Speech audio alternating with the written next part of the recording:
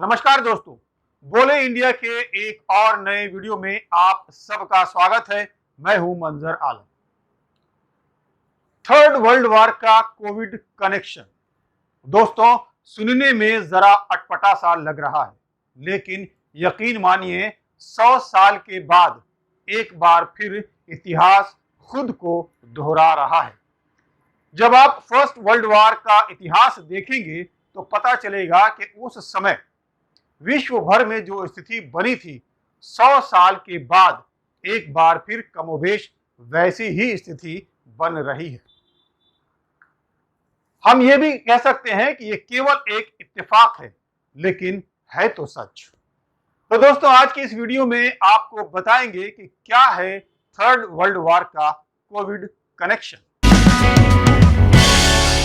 दोस्तों आगे बढ़ने से पहले आपको बता दें कि अगर आप हमारे चैनल पर नए हैं तो फौरन चैनल को सब्सक्राइब कर लीजिए और लाल बटन जरूर दबाइएगा। इस वीडियो को आप अंत तक जरूर देखिएगा और अपने दोस्तों में शेयर भी कीजिएगा ताकि जल्द से जल्द हमारे चैनल को 1 लाख सब्सक्राइबर मिल जाए और इस मुहिम में मेरी सबसे बड़ी मदद आप ही कर सकते हैं।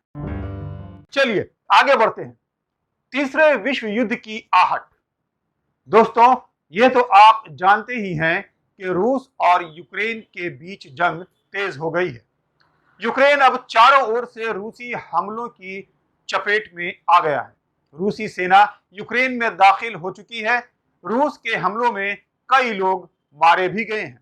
वहीं रूस और यूक्रेन के बीच जंग से तीसरे विश्व युद्ध यानी थर्ड वर्ल्ड वॉर का खतरा बढ़ता जा रहा है।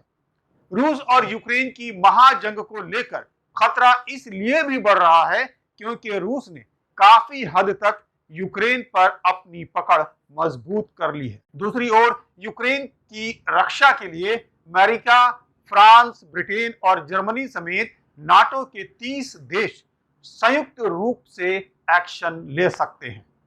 कुल मिलाकर दुनिया 2 हिस्सों में बंट चुकी है, एक यूक्रेन के साथ तो दूसरा रूस के साथ।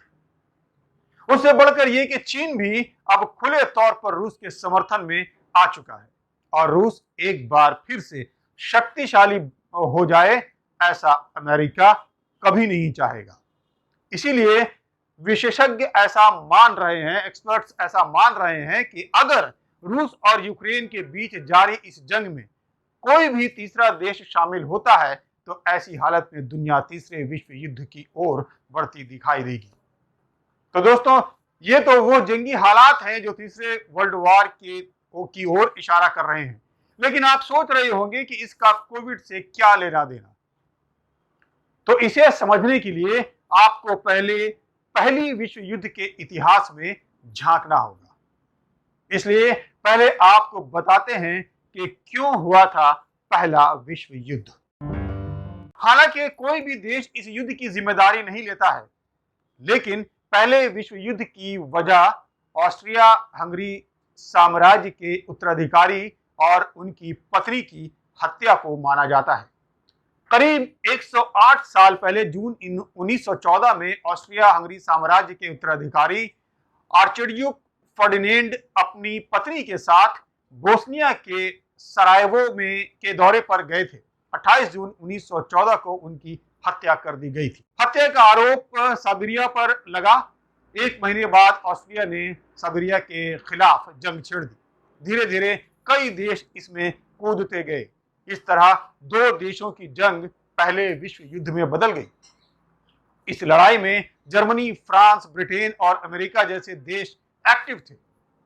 4 साल तक चली लड़ाई के बाद 11 नवंबर 1918 को जर्मनी के सरेंडर के साथ पहला विश्व युद्ध खत्म हो गया। 28 जून 1919 को जर्मनी ने एक संधि पर हस्ताक्षर किए जिसके तहत उसे अपनी बड़े हिस्से को गंवाना पड़ा।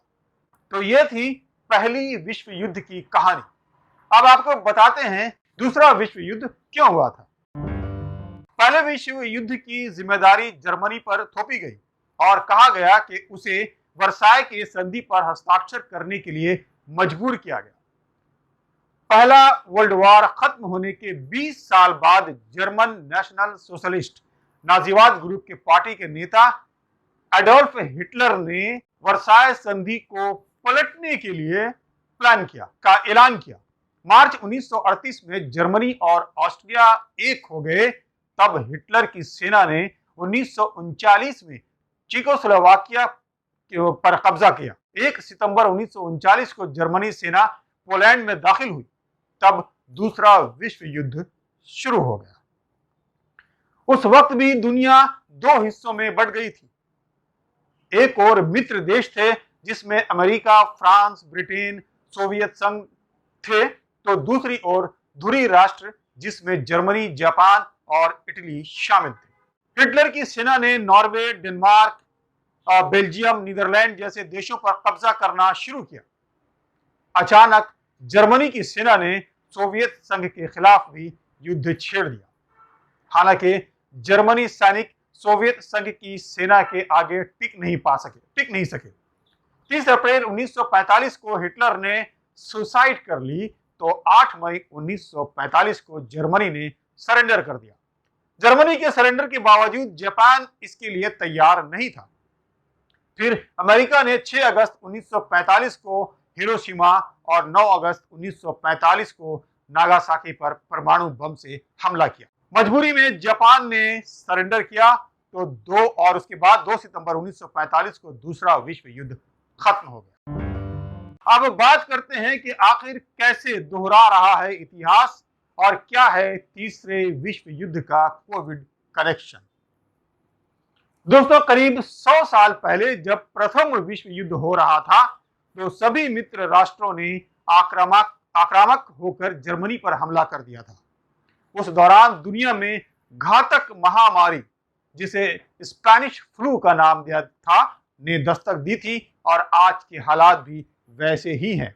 एक तरफ दुनिया के सभी देश कोरोना महामारी के संकट से जूझ रहे हैं, तो दूसरी तरफ रूस और यूक्रेन के बीच युद्ध शुरू हो चुका है। स्पेनिश फ्लू के कारण मारे गए थे करीब 1,70 लाख लोग मारे गए थे। पहले भी जनवरी 1918 में सामने आई थी और दिसंबर 1920 तक चली ये स्पेनिश फ्लू। तब स्पेनिश फ्लू के कारण दुनिया में करीब 50 करोड़ लोग संक्रमित हुए थे और ये संख्या दुनिया की आबादी का 1/4 थी। इस महामारी के कारण एक अनुमान के मुताबिक 5 करोड़ लोगों की मौत हो गई थी। कुछ अनुमानों के अनुसार मरने वालों की संख्या 10 करोड़ से भी ज्यादा बताई जाती है।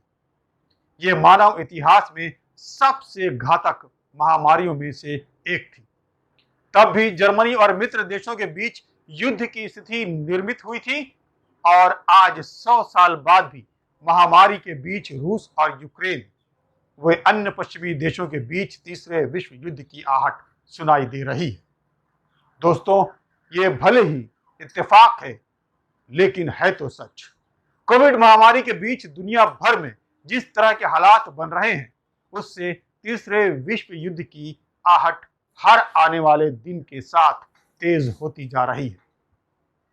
तो दोस्तों, ये था थर्ड वर्ल्ड वॉर का कोविड कनेक्शन। अगर आपको मेरा वीडियो पसंद आया है तो इसे लाइक कीजिए, कमेंट बॉक्स में जाकर अपनी राय दीजिए और दोस्तों में इसे जरूर से जरूर शेयर कीजिए।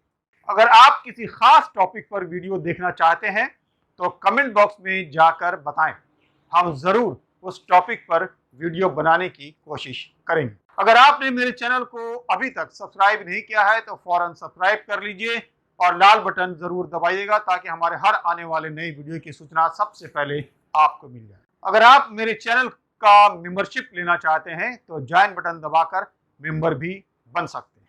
दोस्तों, आज की इस वीडियो में इतना ही।